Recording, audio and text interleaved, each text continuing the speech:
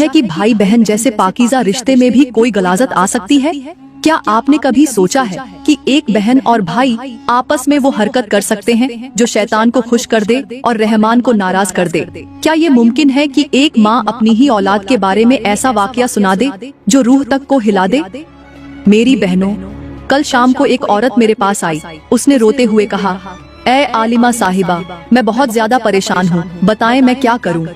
मैंने कहा, बहन जी खुलकर बोलें, आखिर किस बात ने आपको इतना बेचैन कर रखा है? उसने कहा, मेरी एक बेटी है और एक बेटा। मेरी बेटी की उम्र 12 साल है और मेरा बेटा 14 साल का है। वो औरत आहिस्ता आहिस्ता अपने दिल का बोझ उतारने लगी।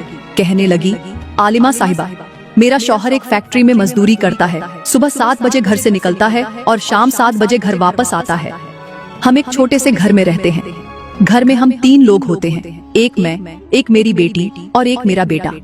मेरे दोनों बच्चे एक ही स्कूल में पढ़ते हैं और स्कूल से वापस आकर अक्सर एक ही कमरे में इकट्ठे बैठते, खेलते और सोते हैं। हम मियाँ बीवी दूसरे कमरे में रहते हैं। ऐ आलिमा साहिबा, अब तक तो सब कुछ ठीक चल रहा था, लेकिन कुछ दिन पहले मेरे बेटे ने बार बार मुझसे जिद करनी शुरू कर दी कि अम्मी, मेरे हर दोस्त के पास मोबाइल है, मेरे पास क्यों नहीं?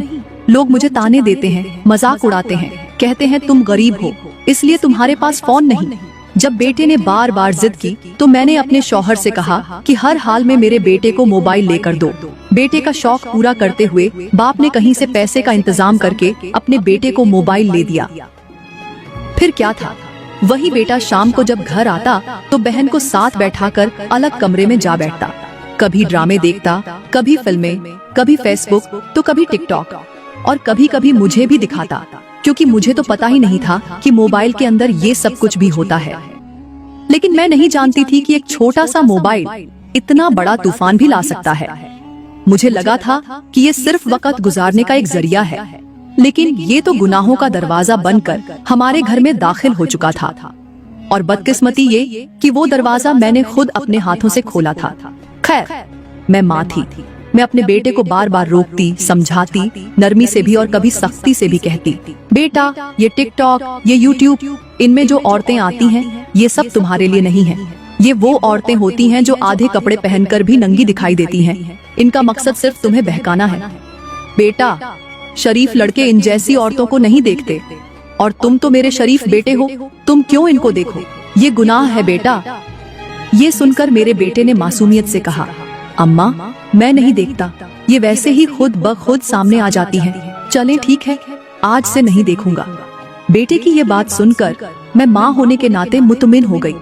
मुझे लगा शायद मैंने अपने बेटे को बचा लिया है, लेकिन मुझे नहीं मालूम था कि वक्त अपनी करवट बदल रहा है और आने वाला वक्त मेरे लिए एक ऐसा जख्म लेकर आ रहा है जो शायद पूरी जिंदगी नहीं भरेगा। कहने लगी, एक दिन मेरी बेटी ने अचानक उल्टियां करना शुरू कर दी। मैं घबरा गई, दौड़कर उसके पास गई और पूछा, बेटी क्या हुआ? कहने लगी, कुछ नहीं अम्मा, बस दिल खराब हो रहा है। मैंने जल्दी से दवाई दी और वो कमरे में जाकर लेट गई। पीछे मैं भी उसके कमरे में गई ताकि उसे देख सकूं और मजीद ख्याल कर सकूं। लेकिन जब कमरे के अंदर दाखिल होकर अचानक मेरी नजर बेटी के पेट पर पड़ी तो बेटी का पेट मुझे फूला हुआ महसूस हुआ। मुझे मामूल से कुछ ज्यादा उभरा हुआ महसूस हुआ। ये देखते ही मैं बहुत ज्यादा परेशान हो गई। मैंने बेटी को आहिस्तगी से जगाया और पूछा, बेटी तबीयत कैसी है? कहने लगी, अम्मी ठीक हूँ। मैंने कहा, तो फिर तुम्हारा पेट मुझे कुछ बड़ा क्यों लग रहा है? कहने लगी, मुझे नहीं पता अम्मा, मुझे भी महसूस होता है जैसे मेरा पेट थोड़ा थोड़ा फूल रहा है। लेकिन ए आलिमा साहिबा, मैं नादान सादा दिल माँ अभी भी कुछ न समझ सकी। मेरे जहन में यही आया कि शायद गैस की वजह से होगा, कुछ खाने पीने की चीज से गड़बड़ हो गई होगी। मगर वक्त खामोशी से एक खौफनाक सच्चाई की तरफ बढ़ रहा था। 2 हफ्ते गुजर गए मगर बेटी का पेट दिन ब दिन बढ़ता ही गया। मेरी बेटी रोजाना स्कूल जाती, वापस आती और सब कुछ पहले की तरह होता। मगर 1 महीना और गुजर गया और अब बेटी का पेट वाज़ेह तौर पर उभरा हुआ दिखाई देने लगा। अब मेरा दिल कांपने लगा, मेरी रूह तड़पने लगी। एक माँ के दिल में हजारों अंदेशे व सौ से जन्म लेने लगे। कहीं ऐसा तो नहीं कि मेरी बेटी ने कोई गुनाह कर लिया हो? कहीं ऐसा तो नहीं कि वो हामला हो चुकी हो? आखिरकार मैंने हिम्मत की। एक दिन बेटी को अपने पास बिठाया और संजीदगी के साथ कहा, बेटी मुझे सच सच बताओ, कहीं किसी के साथ तेरा कोई ताल्लुक तो नहीं? कोई दोस्ती, कोई रिश्ता, किसी ने तुम्हें बहकाया तो नहीं? किसी ने तुम्हारी इज्जत को दाग तो नहीं दिया? मेरी बेटी ने मेरी आंखों में आंखें डालकर कहा, नहीं अम्मा, मैं तो समझदार हूँ। मैं ऐसा कुछ क्यों करने लगी जो मेरे माँ बाप की इज्जत को मिट्टी में मिला दे? मैं आपकी तरबियत की लाज कैसे तोड़ सकती हूँ? ये कहते हुए वो चुपचाप उठी, अपने कमरे में गई और एक बार फिर अपने भाई के साथ बैठकर मोबाइल पर वीडियोस देखने में मसरूफ हो गई। दिन गुजरते गए और मेरी बेटी का पेट मजीद बड़ा होता गया। मेरी परेशानी बढ़ती जा रही थी। एक रात बहुत ज्यादा गर्मी थी। हम मियाँ बीवी अपने कमरे में सोए हुए थे और मेरा बेटा और बेटी छत पर लेटे हुए थे। रात के किसी पहर मेरी आंख खुल गई। दिल में एक ख्याल आया कि क्यों ना जाकर बेटी की खैरियत मालूम कर लूं। मैंने आहिस्ता से शौहर के सर को बाहों से सहारा देकर तकिए पर रखा, खुद नरमी से उठकर कमरे से बाहर निकली और आहिस्ता आहिस्ता छत की तरफ कदम बढ़ाए। जैसे ही सीढ़ियों पर पांव रखा तो ऊपर से कुछ अजीब सी नापसंदीदा आवाजें आने लगी। आवाजें ऐसी थीं कि दिल कांपने लगा, जिस्म में सनसनी दौड़ गई। मैंने कदम और आगे बढ़ाया, सीढ़ियों के किनारे से अपना सर थोड़ा सा ऊपर किया और छत की तरफ देखा। जो मंजर मेरी आंखों ने देखा उसने मेरी रूह को झंझोड़ कर रख दिया। मेरी जबान बंद हो गई, मेरा दिल बेजान हो गया और मेरी सांसें जैसे रुक गई हों।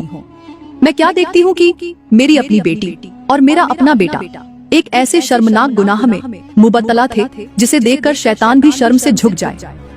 मैं चीख न सकी, बस वहीं कदम जम गए। ऐसा लगा जमीन भी मेरे वजूद को कबूल नहीं कर रही। मैं जी रही थी लेकिन अंदर से मर चुकी थी। मैं आगे बढ़ी, कांपते हाथों से बेटी के करीब पहुंची और जो हालत देखी उस पर जुबान खामोश, आंखें नम और दिल मुकम्मल टूट चुका था। मेरे दिल से बेइख्तियार निकला, या अल्लाह, ये क्या देख रही हूँ? ये वही बच्चे हैं जिन्हें मैंने अपनी गोद में पाला था। अगर मुझे पता होता तो मैं जीते जी इनको मिट्टी में दफन कर देती, लेकिन क्या करती? वो मेरी औलाद थी और औलाद चाहे जितनी भी गुनहगार हो जाए, माँ बाप के लिए आखिर औलाद ही होती है। जब उन दोनों ने मुझे देखा और मैंने उनको ऐसी हालत में पाया तो मैं जमीन पर लेट गई। वो दोनों हड़बड़ा कर उठे, जल्दी जल्दी कपड़े बदले, मेरे पास आए, मुझे पानी पिलाने की कोशिश की, शोर मचाया। इतने में मेरा शौहर भी जाग गया। वो दौड़ा आया, मुझे उठाया, समझ न पाया कि हुआ क्या है। फौरन डॉक्टर को बुलाया। डॉक्टर ने आकर कुछ इंजेक्शन दिए, मुझे होश दिलाया और जब आंखें खुली तो मैं कमरे के अंदर लेटी हुई थी।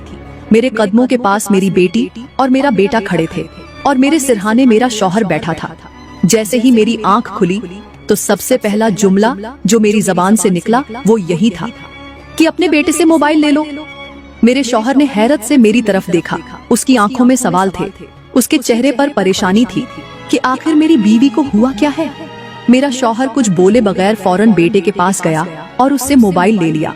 वक्त गुजरता गया, मैं चुप रही, सब बर्दाश्त करती रही, मगर दिल का बोझ किसी पत्थर से कम न था। एक दिन मेरे शौहर ने मेरे पास आकर नरमी से कहा, मेरी बीवी, मुझे बताओ तो सही, उस रात तुम्हें हुआ क्या था?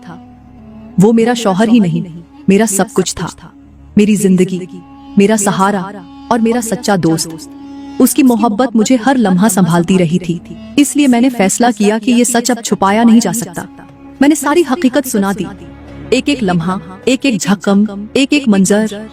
और जैसे ही मैंने अपनी जबान से ये सच उसके सामने रखा तो वो एक लम्हे के लिए साकित हो गया। आंखों में आंसू थे और चेहरे पर गुस्से और दुख का तूफान। मगर वो मर्द था, वो मजबूत था, इसीलिए उसने मुझे थामा और कहा, परेशान मत हो, मैं इसका हल निकालूंगा। मेरे शौहर ने फौरन अपने एक करीबी दोस्त को फोन किया जो डॉक्टर था और उसे कहा कि हमारे मोहल्ले की एक लड़की है, उसके साथ कुछ ऐसा हो गया है जिससे वो हामला हो गई है। हमें ऐसी दवा चाहिए जिससे हामला जाया हो जाए। डॉक्टर ने दवा दी और शौहर ने मुझे दी और मैंने वो दवा बेटी को दे दी। खैर, चंद ही दिनों में हामला जाया हो गया। कुछ वक्त गुजरने के बाद हम दोनों मियाँ बीवी अपने कमरे में लेटे हुए थे कि मैंने अपने शौहर से कहा, एक काम करो, वो मोबाइल दोबारा उठाकर देखो कि आखिर इसके अंदर था क्या।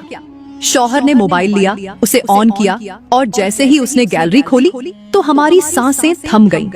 ऐसी नाजीबा वीडियोस थी, ऐसे गुनाह के मंजर कि जिन्हें देखकर शैतान भी कांप जाए। शौहर ने मोबाइल फेंका और मेरी तरफ देखकर कहा, हमारी इज्जत इसी में है कि इन दोनों की शादी कर दी जाए। बेटी की उम्र सिर्फ 13 साल थी, मगर हालात हमारे हाथों से निकल चुके थे। हमने शादी की तैयारी शुरू कर दी। जो भी सुनता यही कहता, तौबा तौबा, इतनी कम उम्र में बेटी की शादी क्यों कर रहे हो? लेकिन वो नादान नहीं जानते थे कि हमने दिल पर पत्थर रखकर ये फैसला किया है।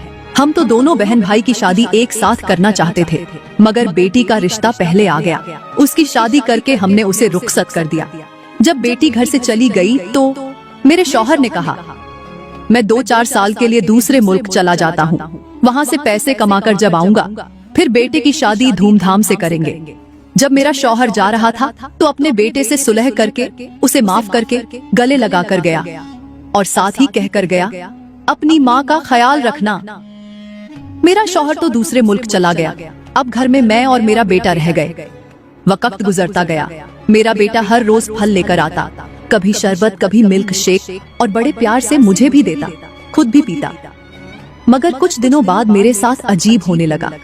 मुझे नींद बहुत ज्यादा आने लगी और जब सुबह आंख खुलती और मैं वॉशरूम जाती तो जिस्म पर वो कैफियत तारी होती जैसे मैं शौहर के साथ रात गुजार कर उठी हूँ, जैसे औरत को गुस्ल की हाजत हो।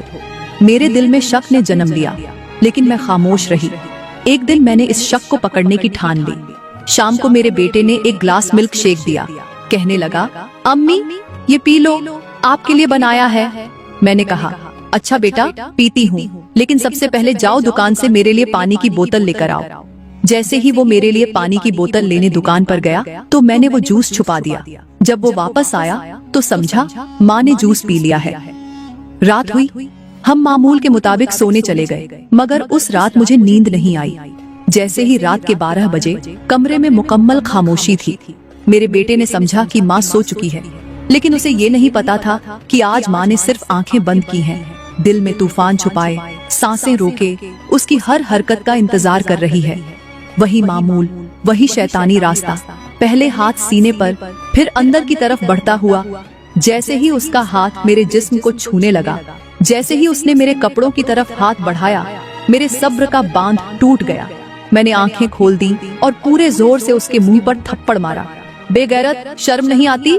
इतना बड़ा गुनाह, मर क्यों नहीं जाता?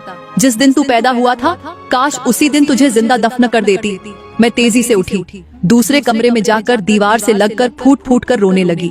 मेरी चीखें खामोश थीं, लेकिन दिल चीख चीख कर रो रहा था। बेटा आया, माफी मांगने लगा, हाथ जोड़े, रोया, लेकिन मैं माँ कमजोर जरूर थी, मगर अब की बार मेरे हाथों में बेटे के खिलाफ वो गजब भरा था जो बरसों की खामोशी से जन्म लेता है। मैंने सबसे पहले उसके मोबाइल को उठाया और पूरी ताकत से जमीन पर दे मारा। उसका जमीर भी टूटना चाहिए था, मगर सिर्फ बेल टूटा।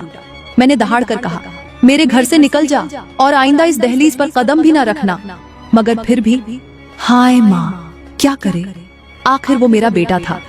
मैंने शौहर को कॉल की, जल्दी वापस आ जाओ, बेटे की शादी करो, वरना डर है मैं जिंदा ही कब्र में न उतर जाऊं। मेरे शौहर ने कहा, बस 1 साल और सब्र करो, इंशाअल्लाह मैं आ रहा हूँ। वो औरत जो सच कहने आई थी, वो रोती भी जा रही थी और कहती जा रही थी, ए आलिमा साहिबा, आप रोज दूसरों को नसीहत देती हैं, आज ये सबक भी दे दो कि कभी भी अपनी जवान बेटी को जवान बेटे के साथ एक कमरे में मत सुलाना, दोनों को तन्हाई में मत बैठाना और इन दोनों के हाथ में मोबाइल न देना। अगर दिया तो याद रखना, तुम्हारे साथ भी वो हो सकता है जो मेरे साथ हुआ। ऐ मेरी बहनों, आज हमारा समाज एक ख्वाब में जीता है, एक ऐसा ख्वाब जिसमें माँ बाप समझते हैं कि मेरी बेटी तो बहुत मासूम है, मेरा बेटा तो बड़ा समझदार है, लेकिन हकीकत ये है कि उनकी यही सोच आज उनके घरों को दीमक की तरह चाट रही है। आज के बच्चे वो बच्चे नहीं रहे जो किताबों से दिल लगाते थे। आज उनके हाथों में कुरान नहीं, मोबाइल है। और मोबाइल में क्या है? टिकटॉक की दुनिया, यूट्यूब की झूठी चमक, इंस्टाग्राम की मसनूई मोहब्बतें और फेसबुक की जालदार फरियादें। अफसोस, आज की माएं खुद अपनी बेटी को बिना दुपट्टे के खुले बालों में तस्वीरें बनाते हुए देखकर फख्र महसूस करती हैं। खुद माँ कहती है, चलो कोई बात नहीं, आजकल का फैशन है, लेकिन उसी फैशन की तस्वीरें जब किसी अजनबी के मोबाइल में महफूज हो जाती हैं, तो यही माँ आंखों पर हाथ रखकर रोती है, मेरी बेटी ने भागकर इज्जत क्यों गंवा दी? मेरी बहनों, ये सब उस वक्त शुरू हुआ जब माँ बाप ने आंख बंद करके सिर्फ एतबार किया, निगरानी नहीं की, तरबियत नहीं की और समझा कि सिर्फ खाना, कपड़ा, तालीम देना ही काफी है। नहीं, अगर गैरत, शर्म, हया न सिखाई तो सब कुछ बेकार है। ऐ मेरे मोहतरम भाइयों और बहनों, जरा जाकर किसी यूनिवर्सिटी की कैंटीन, किसी कॉलेज के कोने, किसी लाइब्रेरी के सन्नाटे में आंखें खोलकर देखो। तुम्हें वही लड़कियां नजर आएंगी जो तुमने अबाया पहनाकर घर से रवाना की थी। लेकिन अब वो अबाया सिर्फ पर्स में रखा एक पर्दा है जो बस गाड़ी से उतरते वक्त ओढ़ लिया जाता है, और फिर जैसे ही क्लास की दहलीज पार की जाती है वो अबाया गैरत की तरह उतार दिया जाता है। वहाँ वो लड़की जो माँ के सामने शर्मा कर बात करती है, अजनबी लड़कों के साथ खुलकर कहकहे लगाती है, शॉपिंग करती है, सेल्फियां लेती है, और फिर एक दिन वही लड़की किसी की दुल्हन बनकर नहीं बल्कि किसी के साथ भागकर माँ बाप के ख्वाबों को तोड़ देती है। मेरे भाइयों, तुम्हारे बेटे भी मासूम नहीं रहे। वो भी इन्हीं लड़कियों के पीछे, उनके लाइक्स और कमेंट्स के पीछे दौड़ते हैं। और फिर जब तुम कहते हो मेरा बेटा तो पढ़ने जाता है, तो सुन लो, वो सिर्फ पढ़ाई के नाम पर वक्त जाया कर रहा है। वहाँ तालीम नहीं, वहाँ ताल्लुकात पल रहे हैं। वहाँ अखलाक नहीं, वहाँ बेहयाई सिखाई जा रही है। अफसोस कि माँ बाप अपनी इज्जत अपनी जेब से यूनिफॉर्म की सूरत में देते हैं, और शाम को सिर्फ क्या खाया, क्या पढ़ा पूछकर समझते हैं कि फर्ज पूरा हो गया। नहीं, तुम्हारी बेटी मोहब्बतों के बाजार में बिक चुकी है और तुम्हें अभी तक फेसबुक का मतलब भी नहीं आता। माँ, अब वो दौर नहीं रहा कि 10 साल की बच्ची गुड़ियों से खेलती थी। अब वो इंस्टाग्राम पर लाइव आती है। आय बाप, वो वक्त गुजर गया जब 13 साल का बच्चा सिर्फ क्रिकेट खेलता था। अब वो चुपके से किसी के साथ चैट करता है, वॉइस मैसेज भेजता है, वीडियो कॉल पर जिस्मानी हदें पार करता है। तुम जिस बच्ची को मेरी मासूम शहजादी कहते हो, वो अब तन्हाई में बैठकर अपनी तस्वीरें फिल्टर करके ऐसे फरिश्तों को भेजती है जो सिर्फ उसे इज्जत की धज्जियां बनाने के लिए मुस्कुरा रहे होते हैं। तुम जिस बेटे पर फख्र करते हो कि मेरा बेटा तो बड़ा होशियार है, वो अब पूरे घर के वाईफाई को इस्तेमाल करके वो चीजें देखता है जिन्हें देखकर फरिश्ते भी शर्मा जाए। तुम्हें तो अभी तक पता ही नहीं कि तुम्हारा बेटा किस वक्त किसके साथ चैटिंग कर रहा है, तुम्हारी बेटी किसके दिल में राज कर रही है, और किस दिन तुम्हें जूते पहनकर किसी थाने, किसी अस्पताल या किसी मौलवी के पास भागना पड़ेगा। आज के वालिदैन की सबसे बड़ी गलती ये है कि वो तरबियत को बोझ समझते हैं। उन्हें लगता है कि बच्ची को पर्दा करवाना कदामत परस्ती है, लड़के को गैरत सिखाना शिद्दत पसंदी है। ऐ वालिदैन, जब तुमने हया को फरसूदा और शर्म को बैकवर्ड समझा, तो समझ लो तुमने खुद अपने बच्चों के हाथ में तबाही की कुंजी दे दी। तुम्हारी बेटी जब मॉडर्न बनने के शौक में अपना लिबास छोटा करती गई, तो साथ में अपने किरदार का कद भी छोटा करती गई। तुम्हारा बेटा जब दोस्तों के साथ आजादी मांगने लगा, तो वो सिर्फ आजादी नहीं मांग रहा था, वो तुम्हारी इज्जत से खेलने की छूट मांग रहा था, और तुमने दे दी। मेरे भाइयों, याद रखो, तरबियत एक वक्त पर की जाती है। अगर वो वक्त गुजर जाए तो फिर हाथ में सिर्फ पछतावा रह जाता है। तुम अभी भी अपने 12 साला बच्चों को मोबाइल लेकर दे रहे हो और समझते हो कि वो गेम्स खेलेंगे, जबकि वो गेम्स के बहाने जिंदगी के सबसे बड़े गुनाह सीख रहे हैं। मेरी प्यारी बहनों और मेरे मोहतरम भाइयों, अगर तुमने अब भी आंख न खोली, अगर अब भी तुमने अपने बच्चों को उनके हाल पर छोड़ दिया, तो याद रखो, वो दिन दूर नहीं जब तुम्हारा अपना ही खून तुम्हारे गरेबान को चाक कर देगा। माँ, तू अपनी बेटी को वक्त पर सिखा, वरना कल वो खुद अपने जिस्म की कीमत लगा लेगी। बाप, तू अपने बेटे को वक्त पर समझा, वरना कल वो किसी की बेटी को बर्बाद करके तुझे जिंदा लाश बना देगा। आज मोबाइल, सोशल मीडिया और तन्हाई का जो जहर तुम खुद अपनी औलाद के मुंह में डाल रहे हो, वही जहर कल तुम्हें निगल लेगा। अपनी बेटी को शौहर से पहले मोबाइल मत दो, अपने बेटे को अक्ल से पहले आजादी मत दो, वरना जब वक्त धोखा देगा तो सिर्फ कफन रह जाएगा और आंखों से शर्मिंदगी टपकती रहेगी, और तब कोई आलिमा साहिबा भी तुम्हारे जख्म का मरहम न बन सकेगी। अब भी वक्त है, बचा लो अपनी नस्ल को, वरना तारीख गवाह है, जो माँ बाप अपनी औलाद की तरबियत में गफलत करते हैं